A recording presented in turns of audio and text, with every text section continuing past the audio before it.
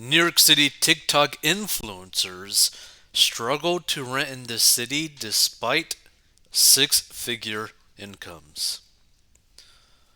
So Kelsey Coatzur moved to New York City in 2015 and has since built a TikTok following of more than 144,000 with depictions of her fabulous life in the Big Apple. Some of her popular videos show her strutting across crosswalks with the Empire State Building peeking out behind her, strolling through Central Park in a new outfit, and brunching in Brooklyn. This video makes me want to pack up and move to New York to wear cute dresses and go to a Central Park, a user replied to one of her clips. The problem? After 7 years, Kotzer, who has been a full-time content creator for the last year and a half, no longer lives in New York City. In July, the 29-year-old fashion influencer's rent for her two-bedroom in Greenpoint shot up from $3,900 to $5,485. Dear God, that's a pretty big increase. I am currently trying to get approved for an apartment in New York City, but it's nearly impossible because no one really understands my income and what I do, so that's been pretty difficult, Coaster told the Post. The thing is, it shouldn't actually really matter what you do for an income.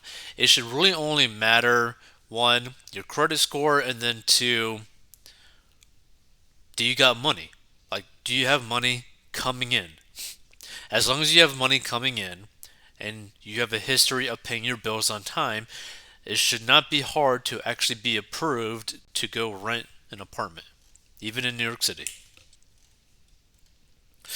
Influencers, creatives, and other gig economy workers are struggling to sign leases in the highly competitive New York City rental market, despite the city being a major hub for their lines of work. More than one-third of the apartments available to rent in the second quarter of this year became available after people were priced out of their homes due to rising rents. A report from Street Easy found. Earlier this year, the Post reported that a landlord evicted an entire building of longtime Manhattan artists. Without pay stubs proving a guaranteed salary backed by a third party company, they said they're having to go to exhaustive lengths to keep their Empire State of Mind a reality, even in some cases with six-figure incomes. So, struggling on a six-figure income. Kosher told the Post she's estimated to earn an astonishing $250,000 this year on top of an excellent credit score. Her main source of income came from deals with brands such as Skims and Delta Airlines. Still, they can be sporadic, and these days, landlords have their pick of tenants. It's hard to get these landlords who are from an older generation to understand what I'm doing. This is a full-time job, she said of social media influencing as work. Many of the landlords who Coaster has spoken to insist that she find a guarantor and that they provide 2 years worth of pay stubs despite the fact that she makes 40 times the rent. I am missing out on a ton of opportunities while I'm away from the city, she said. Career wise, I'm definitely taking some losses. And so she is taking to making the 6 hour trip into the city for days at a time to squeeze in as many meetings and opportunities for content creation as she can. I'm an influencer. This is my job, and being in New York is where all of my jobs come from, Coatzur said. Well, see, like the odd thing is, it's like it seems like her influencing is really just her hanging out in New York City, which is like this is the problem. You're relying specifically on a location for your income opportunities. Like, have you never thought about maybe creating different types of content? Maybe content that you could do, I don't know, at your place of residence? Maybe you can make some money doing that. I mean, dear Lord, there's literally people making a living just reading articles. Ain't that funny? The growing gig economy. About 36% or 57.3 million workers in the US are currently participating in the gig economy, with more than 50% likely to participate by 2027. According to a 2022 report from project management software company Team Stage, but the unreliability of their income can be a red flag to landlords. Marissa Mays, 25, says she recently struggled to secure an apartment rental in the city, endangering her 471.7 thousand TikTok following and her livelihood. Mays first went viral in May 2021 when a TikToker overheard a group of friends in a park talking about purposely excluding their friend Marissa from their party. It turned out that she was the Marissa in the question, and so she used her newfound social media fame to begin the No More Lonely Friends movement, hosting meetups in Central Park to make new friends and sharing clips of the creative chaos of her life in the city that never sleeps. Now, there is another solution that they could do and other people could do to also avoid this situation, now that it comes to my mind. What you could do is set up basically like an LLC as like your company, doing like an LLC, but paying you as if you were an actual employee instead of just purely the owner and you're just taking the profits out of the company and blah blah blah. You could just have it set up a way where you're automatically deposited a certain amount every single month and you decide that amount, right? So let's say she's on track to make like 250K a year. Well, perhaps she just automatically pays herself 10K per month, okay? Automatically as her paycheck for working in her company, right? That alone and having 2 years of records of that might end up getting her past this whole rental situation. But also, they probably just didn't find or call enough places to rent from.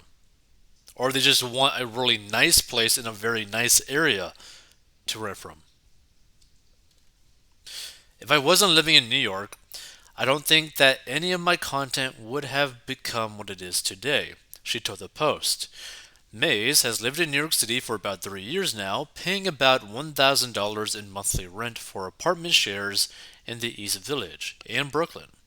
But as her social media career took off, she says she expects to make $100,000 this year, and she sought to strike out on her own. But despite earning more than ever, the full time content creator couldn't find anyone to believe her.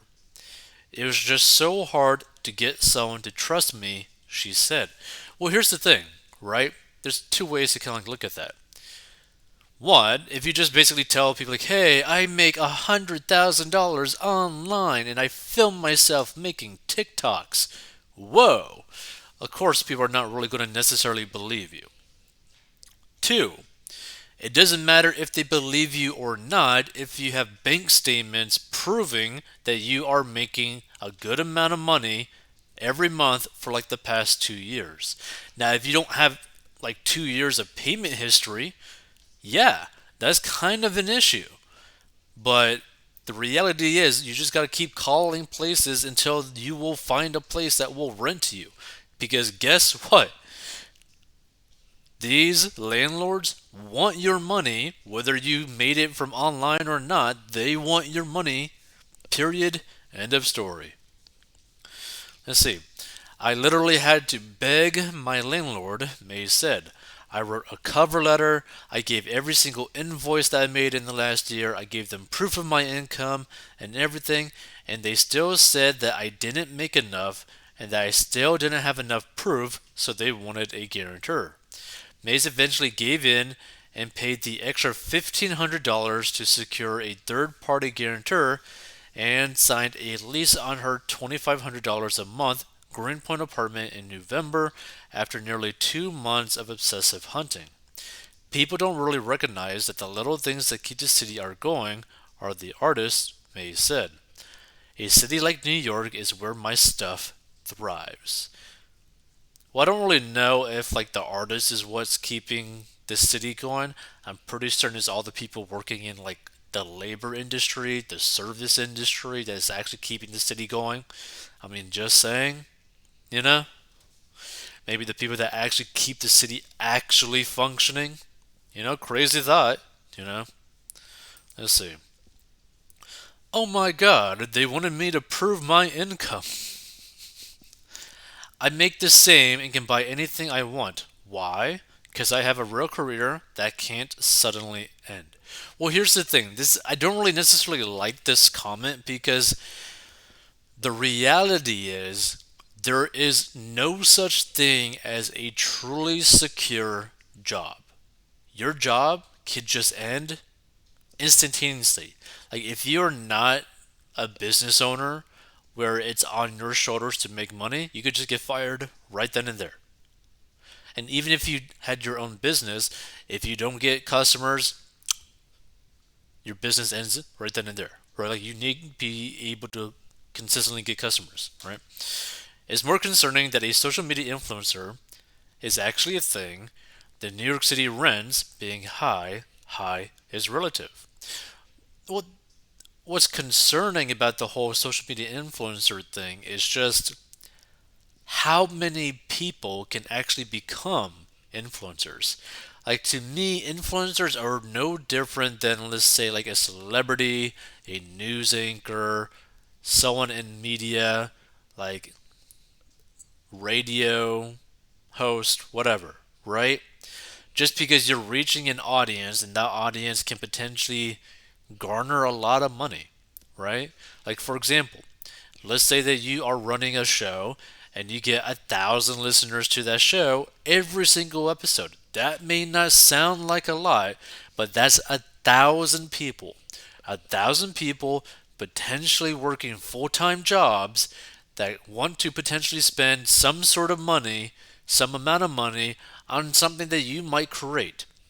So, that 1,000 people audience, 1,000 person audience, can quite literally generate a person $1 million a year. Like, and more, and more, and more. Even if it never were to grow. But some people go in and out. But it stays at like the 1,000 person level. That's still a lot of power, a lot of influence that someone may have. Let's see. It's nearly impossible because no one really understands my income and what I do. This person says, you don't do anything. Well, the thing is, they're doing something. They're making some form of content, and for some reason, enough people are watching that content, and enough people are watching that content that these big companies are willing to just toss them money, which is crazy to me. Like the one person making $250,000 a year, basically from pure sponsorships, because she certainly ain't making that type of money from like just like normal ads. So that's probably all sponsorship money. That's crazy. That's like a good amount of money. That is more money than a lot of doctors make. And the FBI says TikTok raises national security concerns, and so on. If you want to learn how to get out of debt and master your money, go down below and learn how I got out of debt and grew my net worth.